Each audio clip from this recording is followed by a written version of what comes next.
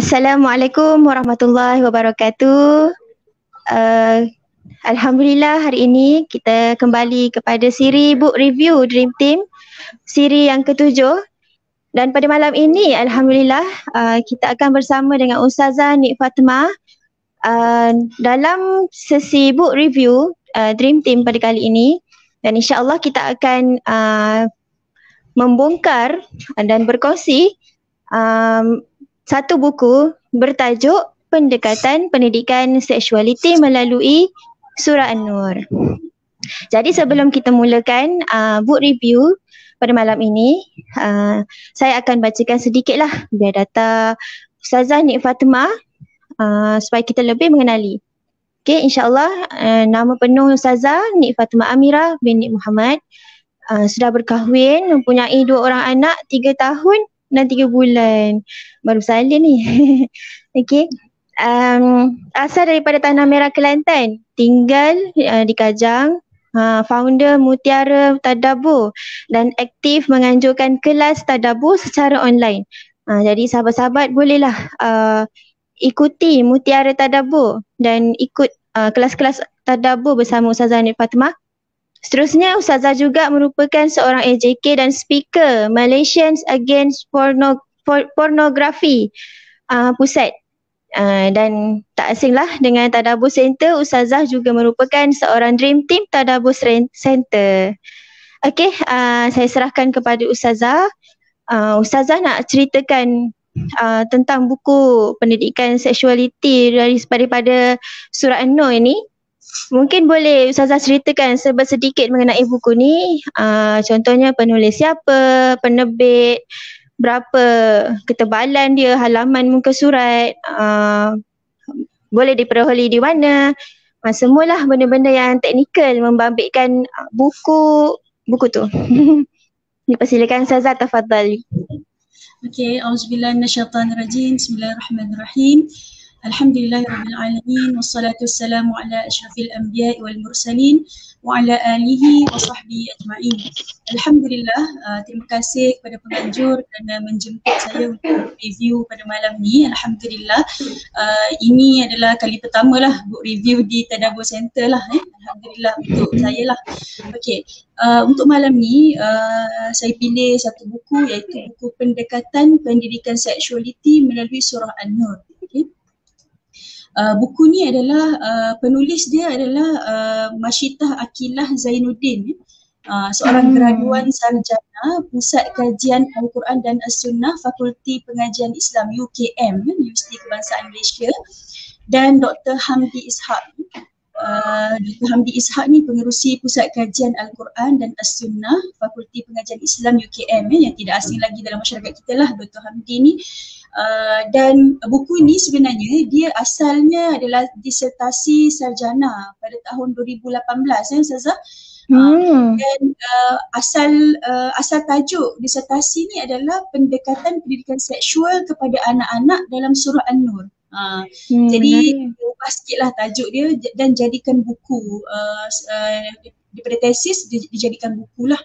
Dan buku ni untuk pengetahuan hadirin yang sertai pada malam ini, UKM Press yang menerbitkan buku ni, UKM Press, dan halaman 114 halaman, macam surah Al-Quran 114 kan, Masya Allah. 114 halaman, terbitan pada tahun lepas, baru lagi tahun 2020. Dan harga buku ni RM35, boleh dibeli di website UKM Press. Dan macam sebelum ni saya sendiri beli di Ilham Books. Masa saya beli tu masa ada stok, beli online kan di Ilham Books. Tetapi lepas saya tanya, sebab ada kawan lagi nak beli, saya tanya balik tu dia kata dah habis stok. Jadi saya tengok di website UKM Press ada lagi lah, nampak macam boleh beli di situlah untuk buku ni. Jadi kalau siapa yang dapatkan buku ni boleh pergi ke website UKM lah. Itu dulu untuk yang pusingan pertama ni, insyaAllah. Terima kasih Ustazah. Saya rasa bila Ustazah tunjukkan buku tu tadi, cuba Ustazah tunjukkan sikit buku tu. Okay.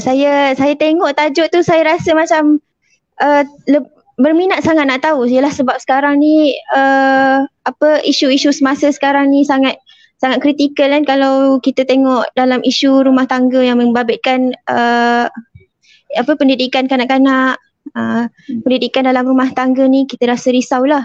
Jadi saya rasa buku tu sangat tepat dan sangat kena lah pada isu sekarang ni. Jadi mungkin Ustazah boleh ceritakan lah kenapa Ustazah pilih buku ni. Mungkin ada peristiwa latar belakang tertentu ke yang menyebabkan buku ni Ustazah pilih nak baca dan nak kongsikan pada kita semua pada malam ni. Okey, Alhamdulillah.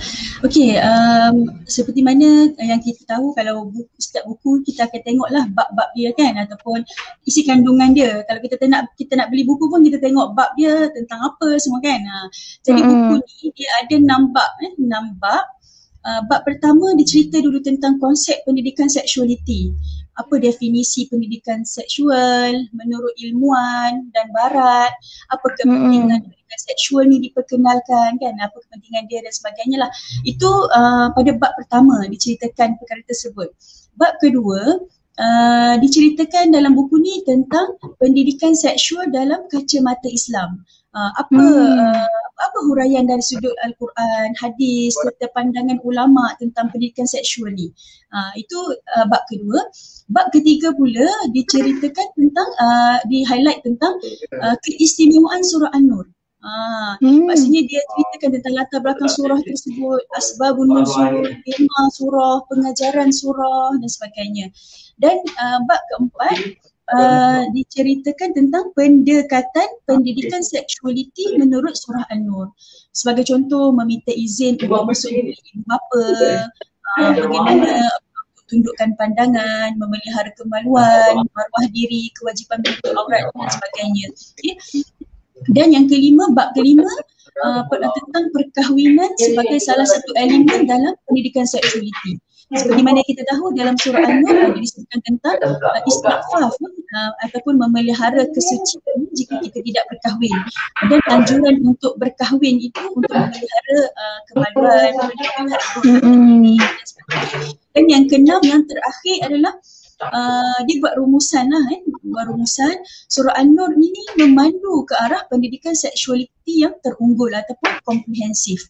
Sebab pendidikan seksualiti ini kita kena pandang dari sudut komprehensif. Bagaimana pendidikan seksualiti ini kita pandang dari sudut psikologinya kan.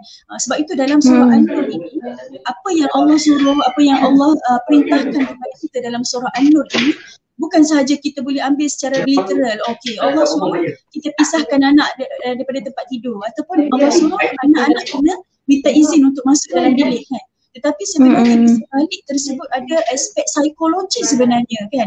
Apabila anak kita minta izin untuk masuk bilik, maksudnya di situ adalah kita sedang mengajar dia untuk menjaga rahsia peribadi ibu ayah dia. Maksudnya kita sedang mendidik anak-anak untuk jaga rahsia peribadi orang lain kan. Tidak boleh menceroboh begitu sahaja rahsia peribadi orang lain dan sebagainya. Itu dari sudut bab lah. Berbalik kepada soalan tadi yang ditanyakan oleh Ustazah Atika, mengapa saya pilih buku ini? Buku ni seperti mana yang diberitahu tadi lah, buku ni memang sangat sesuai untuk kita bincang dalam masyarakat kita secara meluas pada hari ini. Topik ini, topik pendidikan seksualiti ini kebiasaannya kita anggap ia adalah tabu dalam masyarakat kita. Tak bolehlah cakap tentang seksualiti, kita nak ajar anak kita tentang seks ke kan. Masyarakat kita selalu memandang pendidikan seksualiti ni adalah kita nak ajar tentang seks. Sebenarnya tidak. Ini tidak. Kalau kita pernah dengar tentang dimensi pendidikan seksual, sebenarnya dimensi pendidikan seksual ni luas. Bukan sahaja kita berbicara tentang dimensi fizikal, bukan sahaja dimensi biologi tentang organ seks lelaki dan perempuan kan. Ini adalah salah faham yang besar sebenarnya dalam masyarakat. Sebab ada setengah masyarakat dia terlalu liberal, ada ataupun konservatif. Ada yang terlalu Jumud.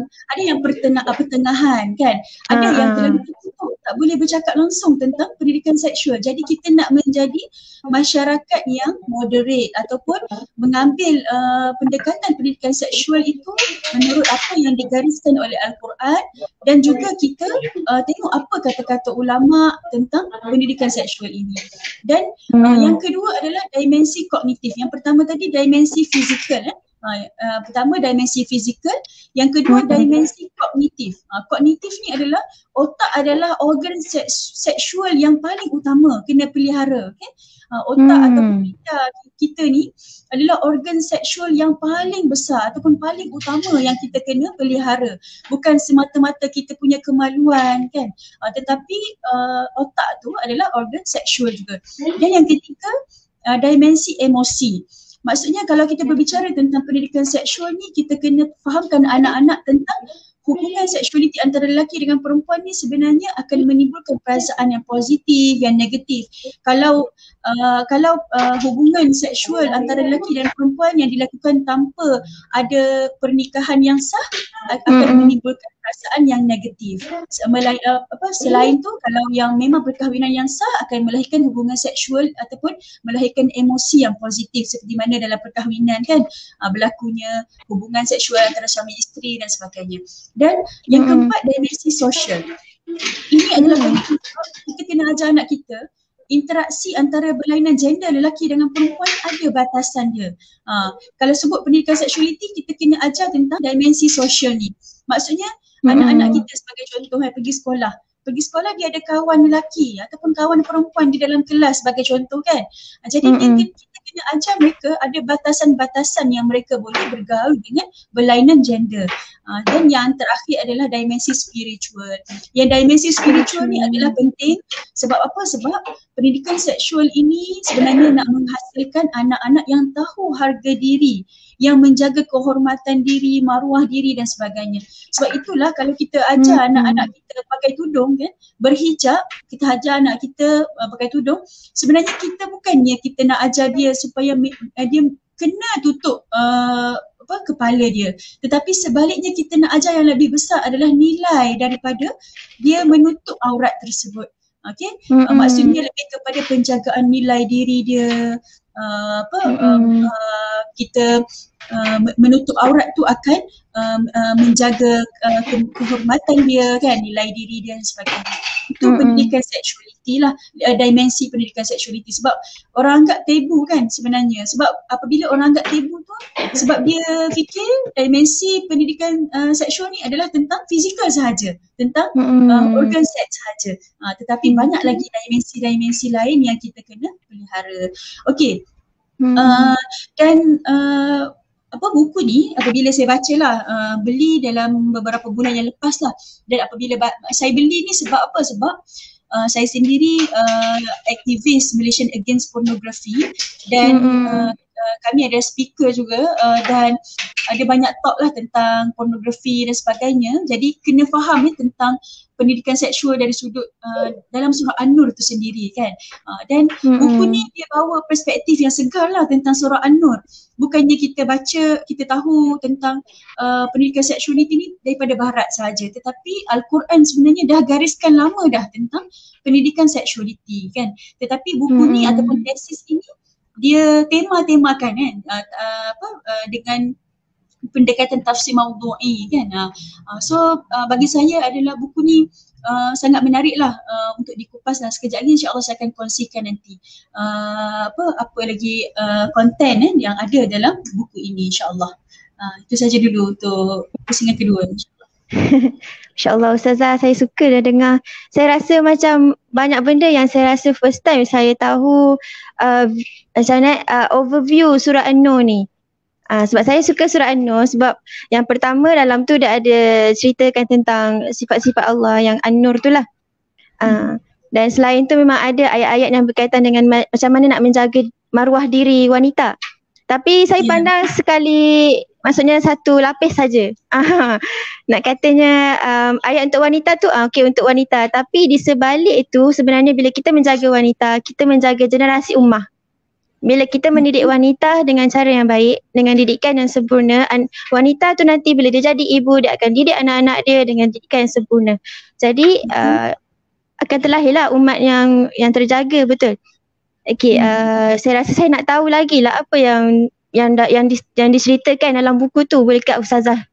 Bolehkah Ustazah sharekan kepada kita semua apa konten-konten penting yang ada dalam buku tu? Mungkin ada isu besar yang ditekankan oleh penulis sehingga menyebabkan mereka tercetus untuk menulis buku tu. Mungkin persilakan Ustazah.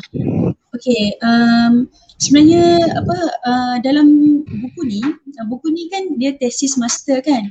Tesis master ni dia satu kajian disertasi master kan, dan dibuat dalam keadaan memang sangat komplit lah, maksudnya sangat teliti lah dia punya literature review dan sebagainya.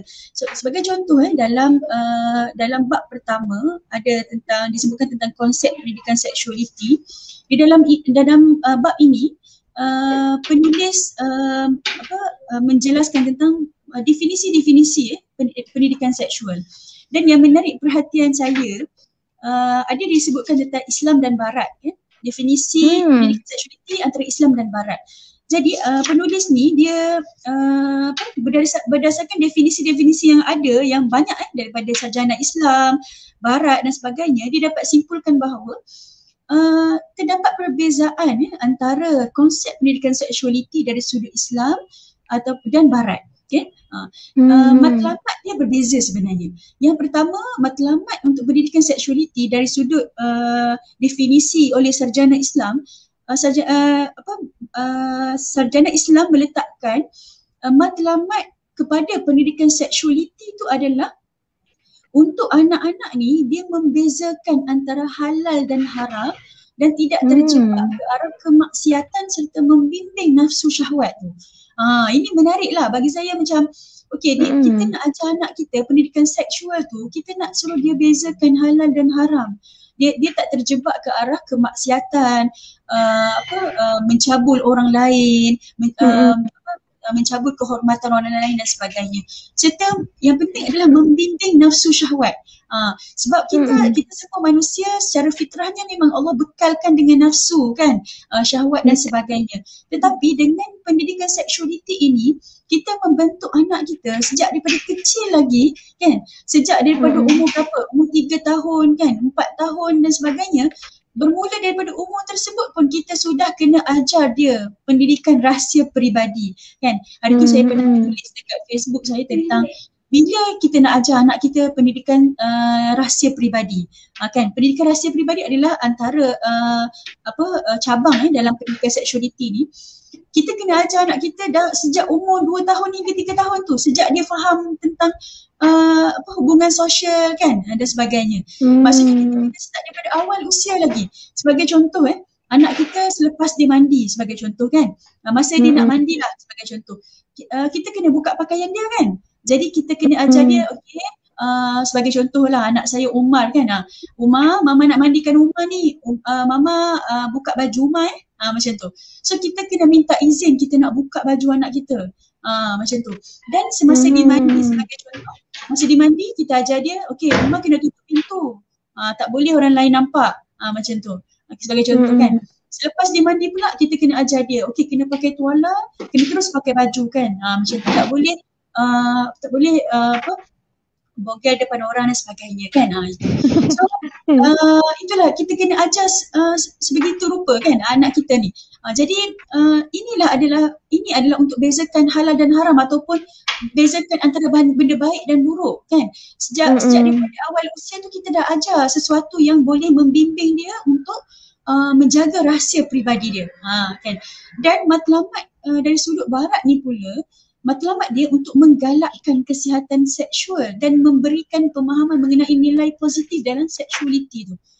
Ini adalah macam berbeza dengan pandangan kita, pandangan ilmuwan Islam tentang seksualiti ni.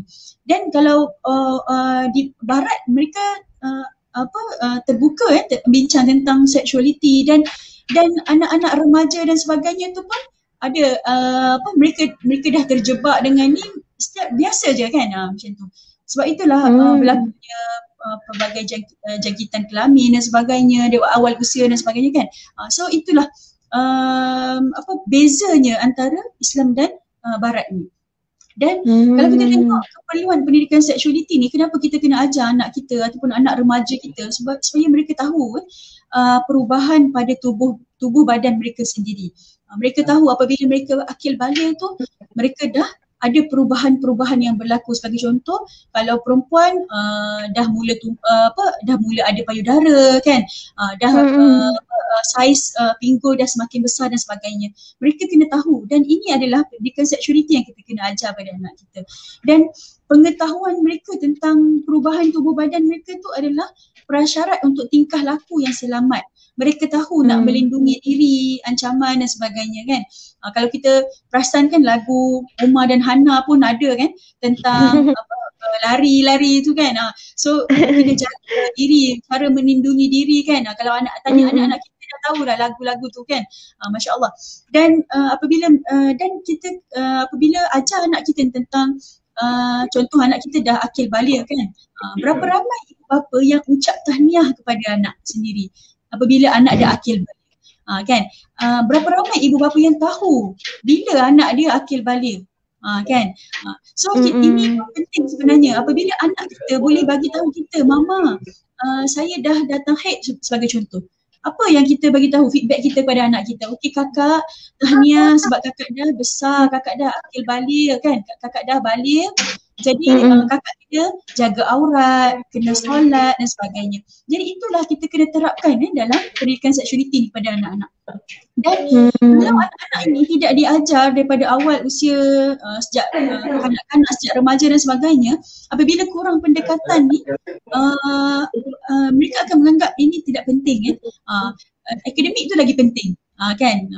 Dan kalau mereka ada masalah, sebagai contoh seperti yang disebutkan oleh Ustazah Atikah tadi tentang masalah dalam rumah tangga, pedofilia, berlakunya cabul, berlakunya raba daripada sepupu sendiri kan dan sebagainya, mereka tak terus terang kepada ibu bapa. Sebab apa? Sebab ibu bapa ni tidak mesra bercakap tentang pendidikan seksualiti ni kepada anak-anak.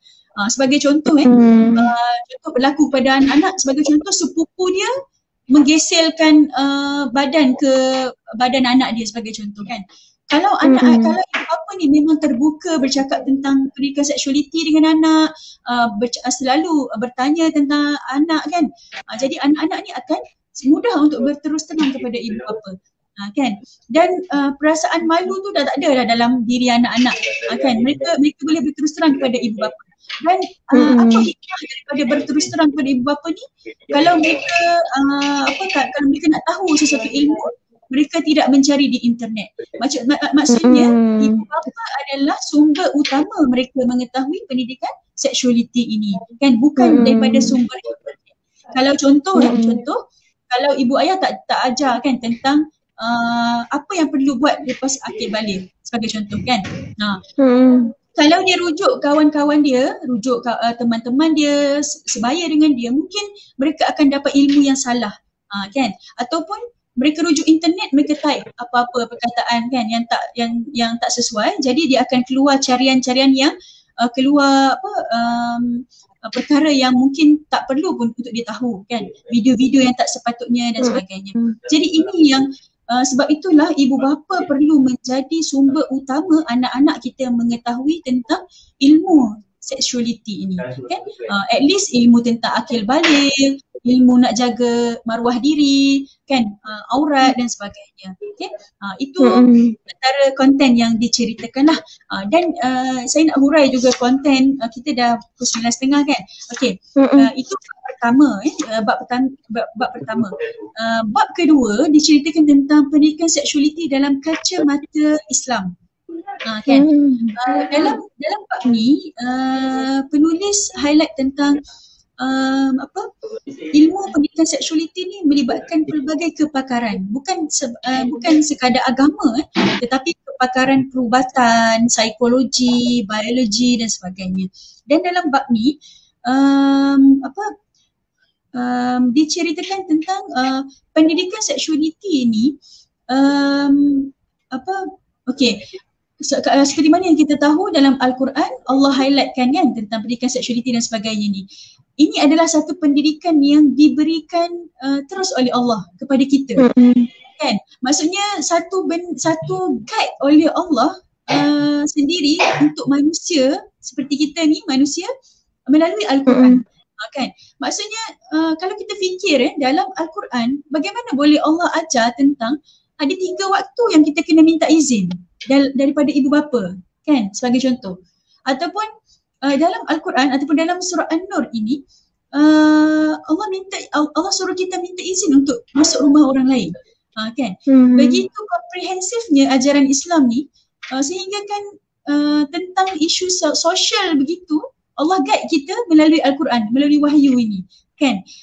Dan dalam bab 2 ada disebutkan ayat-ayat Al-Quran tentang seksualiti, kan? Antaranya surah Al-Baqarah ayat 187, Al-Baqarah ayat 222 dan surah An-Nur juga, kan? Dan Rasulullah juga kalau pendidikan seksualiti dari sudut hadis Rasulullah sallallahu alaihi wasallam ada juga disebutkan Rasulullah juga pernah menjawab soalan tentang seksualiti daripada sahabat, kan? Ada wanita yang bertanya tentang wanita haid, mandi wanita haid, kan? Tidak perlu saya bacakanlah, hadis tu panjang juga, dan ini antara hadis yang Rasulullah juga pernah menjawab persoalan-persoalan seksualiti daripada sahabat, kan? Okey. Rasulullah juga pernah bersabda tentang pisahkan tempat tidur anak-anak ketika usia 10 tahun. Ini juga antara pendidikan seksualiti sebenarnya. Apabila anak kita dah 10 tahun tu, kita kena pisahkan tempat tidur mereka. Sebab apa? Sebab konsep pemisahan tempat tidur ni, dia memberi mesej kepada kita bahawa perkembangan fizikal, emosi, kognitif, moral anak-anak kita sudah berubah, kan? Dulu mungkin dia baby, dia tidur sekali dengan kita dalam bilik, kan? Tetapi anak-anak kita ini dah semakin meningkat dia punya fizikal, kan, kefahaman dia tentang hubungan lelaki perempuan dan sebagainya. Jadi kena pisahkan tempat tidur, dah umur 10 tahun dah kena pisahkan, kan. Tetapi lebih baik kalau kita mula awal, anak-anak dah 4 tahun, kan, 5 tahun, kita boleh pisahkan lagi awal lagi bagus sebenarnya, okay? Dan Rasulullah pernah guide juga tentang etika sopan santun ketika kita membuang air besar dan air kecil. Okay? Ada hadis riwayat Abu Daud tentang apabila salah seorang di antara kalian buang air besar, maka jangan dia menyentuh kemaluan dengan tangan kanan, kan? Itu pun antara etika untuk kita buang air besar, air kecil, kan? Ini antara persoalan-persoalan tentang seksualiti yang berlaku. Dan bab 2, bab ini juga ada disebut tentang perkataan seks dalam Al-Quran, kan? Al-Quran ini tidak sebut secara perkataan seks sendiri, taklah disebut secara jelas macam tu dalam Al-Quran, kan? Tetapi dalam Al-Quran Al-Quran menggambarkan hubungan seks ataupun hubungan antara suami isteri ini. Al-Quran gunakan perkataan syahwah, kan? Syahwah, ar-rafath, kan? Al-mubasyarah, al-mulamasah, al-mas, kan? Dan juga Al-Quran ada sebutkan tentang hubungan seksual yang terlarang, iaitu al-fahsya, kan? Al-fahsya. Seperti mana dalam surah Al-A'raf ayat 80. Walutan idh qala liqaumihi atatuna al-fahishata ma sabaqakum biha min ahadin minal alamin, kan? Masa kisah Nabi Lut tu, kan, mereka melakukan perbuatan keji, kan? Masya-Allah. So inilah dalam bab 2 lah diceritakan tentang perkara ini. Jadi tadi Ustazah ada sebut tentang surah An-Nur, kan? Ustazah nak tahu tentang surah An-Nur ini dan sebagainya. Dan apabila saya baca buku ini pun, saya sendiri pun rasa terpegun jugalah, sebab sebelum ini tidak pernah mengupas secara langsunglah tentang surah An-Nur ini. Pernah baca beberapa ayat tentang surah An-Nur ini. Ayat yang famous adalah ayat tentang cahaya tu lah, kan Ustazah, kan? Saya suka ayat tu. Kan? So ayat kan? So kalau kita teliti tentang surah An-Nur ini, boleh sambung lagi ni Ustazah, okay? Boleh. Sampai pukul 10 kita malam ni. Okey. Keistimewaan surah An-Nur ni, surah An-Nur seperti yang mana kita tahu dia adalah surah Madaniyah. Surah Madaniyah ada 64 ayat. Kan. Kalau kita tengok kenapa nak dinamakan An-Nur, kan, An-Nur. Kalau kita tengok belakang Ustazah ni ada lampu kan. An-Nur, kan. Kebetulan pula kan malam ni bincang surah An-Nur ada lampu kat belakang kan. Okey. Kalau menurut Syekh As-Sabuni, dia kata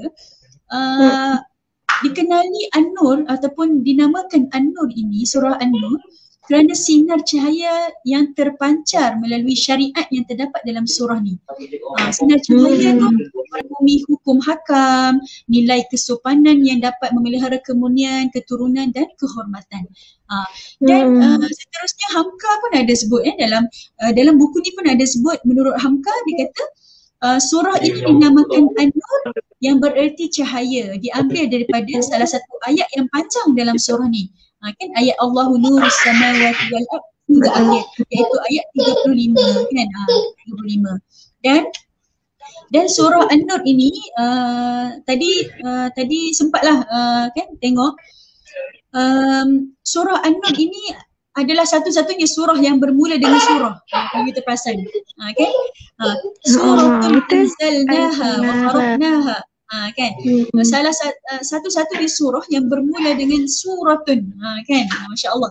Ini adalah satu perkara yang menarik lah. Wa faradnaha, kan, Allah sebut faradnaha tu bersesuaian dengan pola perkataan yang menunjukkan banyak makna ataupun selalu. Sebab apa? Sebab dalam surah ni ada banyak kewajipan, perintah yang terkandung dalam surah ni. Ini menurut Al-Qurtubi, dia kata. Okey. Kalau dari sudut asbabun nuzul surah ni, surah An-Nur ni, asbabun nuzul dia seperti yang kita tahulah, dia turun berkenaan dengan Sayyidatina Aisyah ketika difitnah oleh munafik semasa peristiwa hadisul ifk. Mungkin puan-puan, tuan-tuan yang sedang mendengar mungkin tahu tentang peristiwa hadisul ifk ni kan, apabila Aisyah ini difitnah kan semasa pulang daripada perang dengan Bani Mustalik, kan, beliau mencari rantainya tertinggal dan ketua kepada orang munafik ini Abdullah bin Ubay kan telah memfitnah Aisyah, telah melakukan sesuatu yang tidak baik dengan Safwan kan, Safwan. Dan tuduhan ini adalah satu tuduhan yang berat sebenarnya. Sebab apa? Sebab bukan sahaja Aisyah yang kena kan, tetapi juga tuduhan itu kepada Nabi juga kan. Sebab apa? Apabila Aisyah ini isteri kepada Nabi, mereka kata apa ni Nabi Muhammad ini kan tak pandai jaga isteri ke. Itu tuduhan yang sangat berat sebenarnya kan. Dan juga Aisyah ini anak kepada Abu Bakar. Bagaimana mereka juga, Abu Bakar juga menerima tempias ini kan. Anak tak jaga kan, macam tu. So dan Safwan sendiri pun yang difitnah ini juga dapat tempias yang sama juga kan. Bagaimana lelaki yang sepatutnya menjaga sebab Safwan ni antara pasukan yang antara orang yang akhir kan yang jaga tentera ataupun saf para nabi ni kan di akhir. Jadi dia yang akhir dan dialah yang pulang bersama Aisyah pada waktu tersebut. Jadi apabila fitnah ini datang daripada munafik ini, orang munafik ini adalah satu fitnah yang besar lah sebenarnya kan yang berlaku. Dan objektif tujuan ataupun surah ini diturunkan, kalau kita tengok banyak undang-undang ataupun hukuman bagi jenayah akhlak ataupun kerosakan sosial yang berlaku. Okay?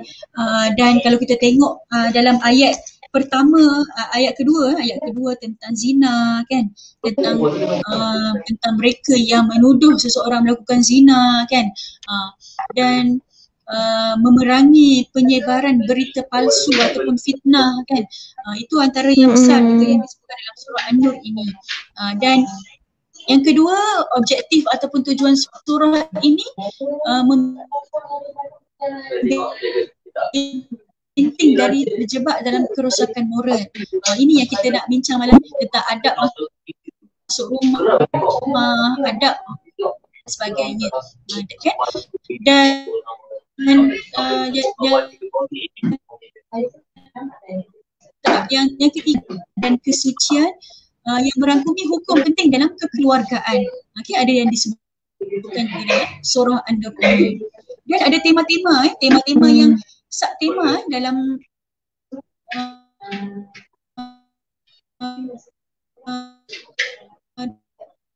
dalam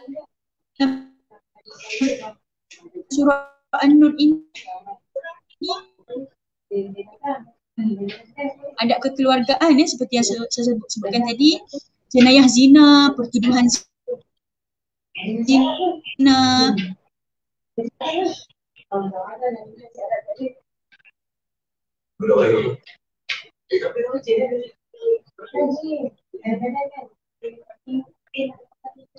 ya.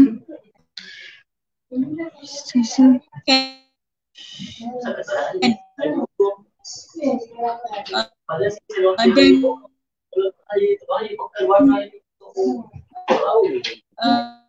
larangan siapa berita palsu, larangan ikut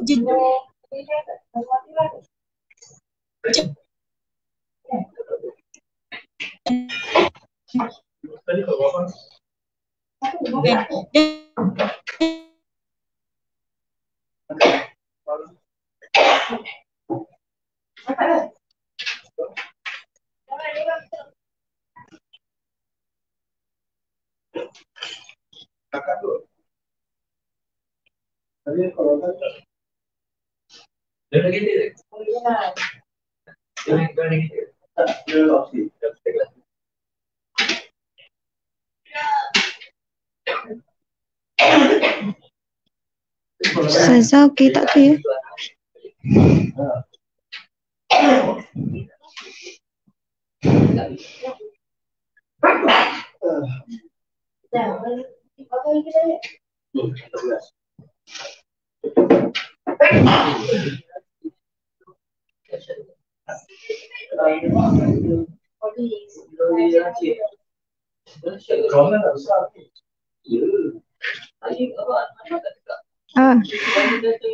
Mungkin Ustazah ada masalah teknikal lah tu agaknya.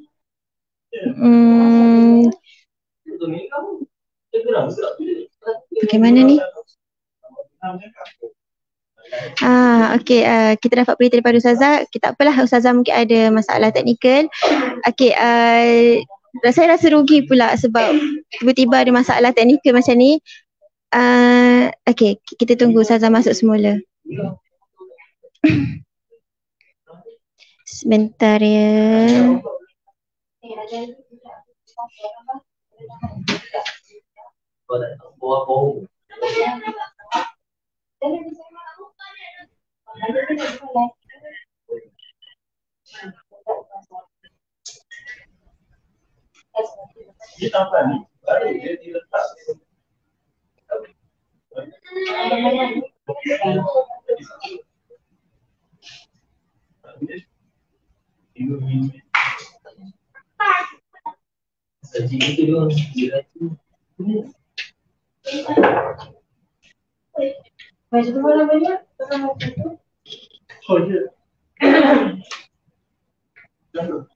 Ustazah, Assalamualaikum. Boleh? Alhamdulillah. Okey, boleh teruskan. Mungkin Ustazah boleh ulang sikit ke sebab tak dengar sangat tadi. Okey. Terputus. Minta maaf tadi. Ustazah boleh teruskan? Okey. Okey. Line Ustazah tak apa clear? Ustazah minta maaf. Ustazah pun tak tahu kenapa tiba-tiba dia terputus kan. Okey. Tadi okey je. Menurut surah An-Nur. Dipersilakan Ustazah, sambung. Macam mana? Dipersilakan kalau sambung. Kalau line okey, boleh sambung lah Ustazah. Nampak line tu sangkut-sangkut juga tu. Mungkin Ustazah boleh cuba tukar.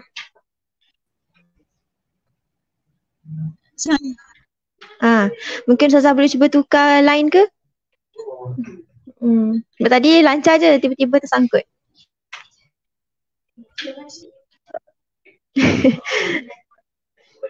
Okey, tak apa. Minta maaf ya kepada semua, masalah teknikal sikit. InsyaAllah kita tunggu Ustazah.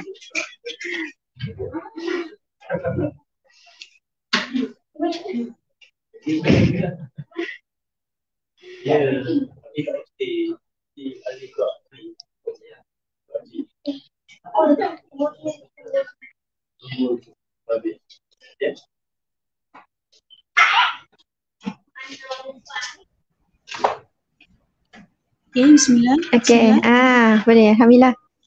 Kita doakan line okey lah. Okey. InsyaAllah, insyaAllah. Okey, pendekatan pendidikan seksualiti menurut surah An-Nur. Okey. Dalam bab Okey, dalam bab 4, ni adalah intipati penting lah sebenarnya dalam buku ni. Penulis highlight tentang apa pendekatan pendidikan seksualiti tu. Yang pertama adalah meminta izin. Ini penting dalam ayat 27 surah An-Nur ni, etika masuk rumah orang kan. Bagaimana kita diajar untuk ketuk pintu tu 3 kali bagi salam kan. Kita tak duduk depan pintu rumah orang tersebut, jangan intai dekat dalam rumah orang kan.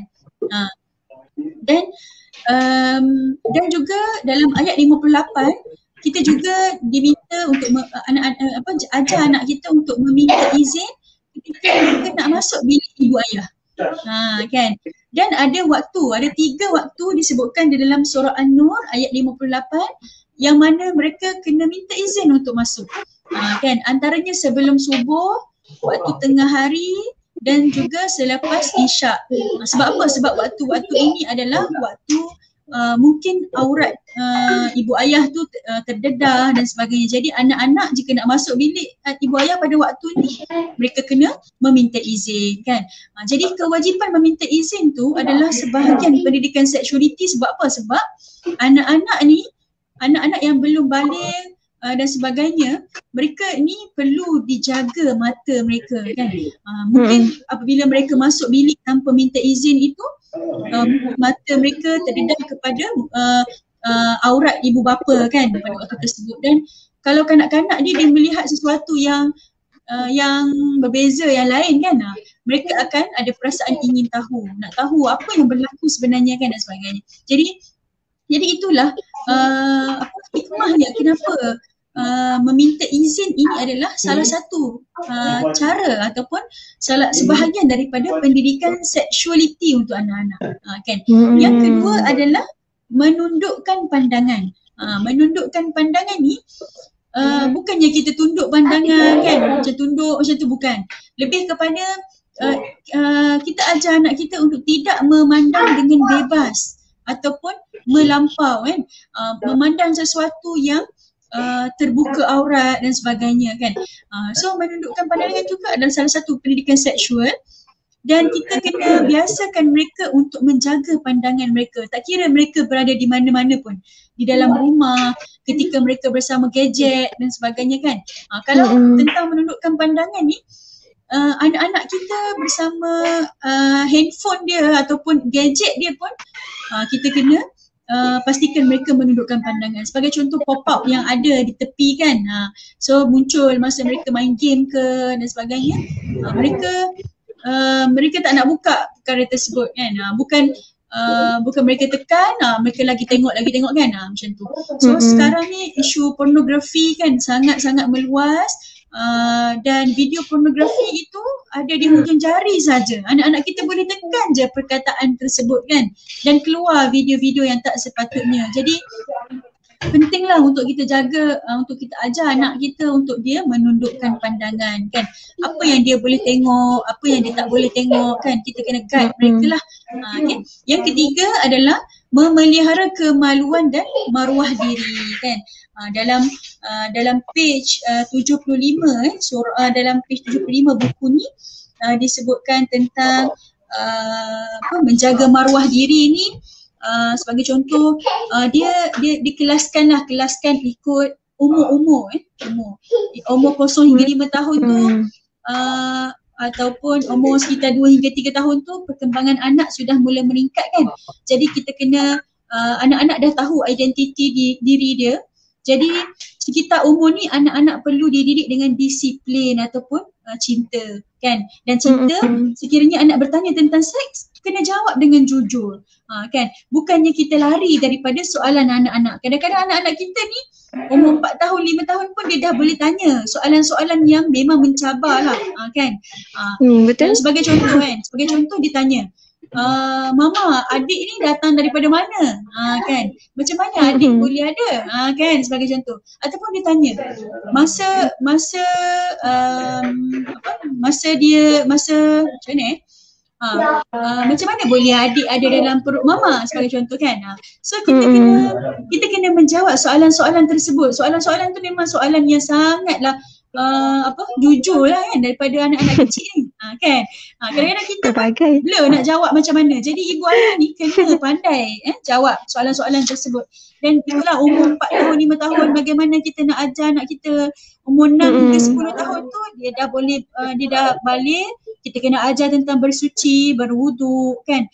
Kalau umur 9 hingga 15 tahun tu dia dah tahu, dia dah balik dan ibu bapa kena terus terang dengan anak kan tentang tentang mungkin dah keluar air mani untuk anak lelaki, jadi apa yang perlu dibuat dan sebagainya lah, ikut umur-umur, tahapan umur lah kan. Dan yang keempat disebutkan tentang tidak menampakkan perhiasan. Yang ni dalam surah An-Nur ayat 31 kan. Wala yubdina zinatahun kan. Jangan menampakkan perhiasan kan. Dan tentang perhiasan ni juga kalau macam sekarang adalah kita lebih kepada nak latih anak-anak untuk bertudung ataupun menutup aurat mereka. Kan. So bermula daripada kecil tu kita dah pupuk rasa malu dah dalam diri mereka. Kalau anak perempuan tu dah boleh beli tudung yang cantik-cantik kan. Ajar mereka bertudung dan sebagainya lah. So apabila anak meningkat umur mereka, kita didiklah ikut usia mereka kan. Kalau dah balik tu mereka memang wajib dah kena pakai tudung kan. So kena beri galakan kan untuk mereka menutup aurat dan sebagainya. Dan yang kelima, latih anak-anak menutup aurat, ini yang disebutkan tadi. Dan yang terakhir dalam surah An-Nur ni ditutup pada ayat 31 dalam surah An-Nur ni tentang bertaubat kan, tentang bertaubat kepada Allah agar mereka jadi orang yang beruntung kan. Jadi bertaubat dan memohon keampunan Allah ini kita boleh faham tentang syarat bertaubat tu. Kalau mereka buat sesuatu yang tidak sepatutnya, mereka kena menyesal, mereka tinggalkan perbuatan tersebut dan mereka berazam untuk tak kembali dah kepada perbuatan tersebut. Jadi Masya Allah surah An-Nur ni ada macam-macam adab bersosial, adab kita dengan orang lain, adab kita dengan diri kita dan sebagainya lah. Okay. Dan yang menarik perhatian juga dalam bab 5 disebutkan tentang macam mana kaedah nak sampaikan pendidikan seksualiti kepada anak-anak. Penulis ada highlight 5 kaedah 5 kaedah nak sampaikan pendidikan seksualiti pada anak-anak. Yang pertama, berikan pendidikan mengikut tahap umur. Macam saya cakap tadi, beri pendidikan ikut tahap umur dia. Kalau boleh mula seawal usia lagi bagus kan. Tentang jaga aurat, tentang pendidikan rahsia peribadi tadi kan. Lepas tu seterusnya teguhkan iman dalam diri anak-anak. Ini yang kedua.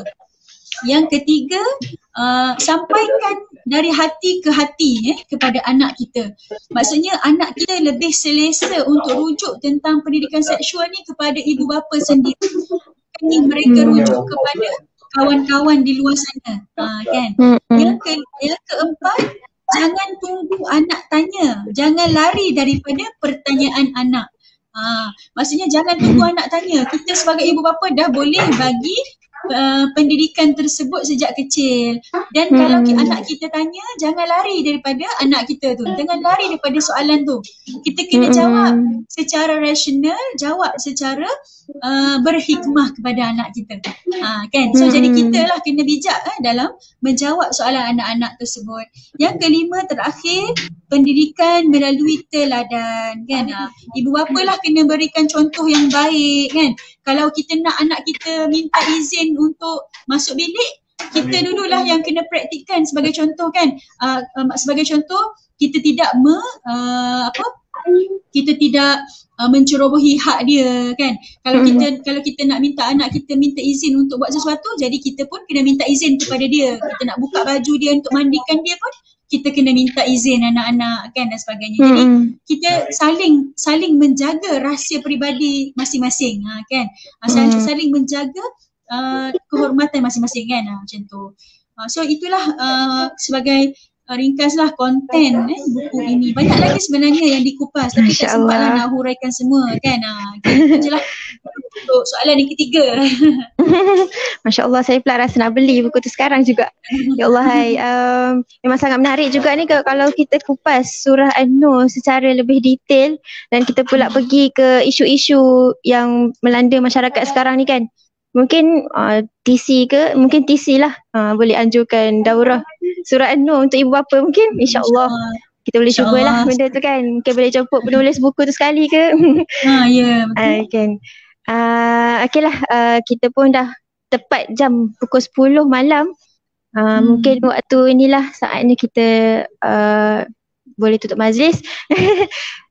Mungkin di pihak penonton mungkin ada soalan nak diajukan kepada Ustazah. Kita mungkin boleh terima 1-2 soalan ke? Dipersilakan jika ada soalan. Okey, jika tak ada soalan, kita bolehlah tutup majlis kita pada malam ini dengan tasbih kafarah wa suratul as, dan terima kasih kepada Ustazah kerana bersama kami pada malam ini. Terima kasih, Ustazah. Sama-sama. Alhamdulillah.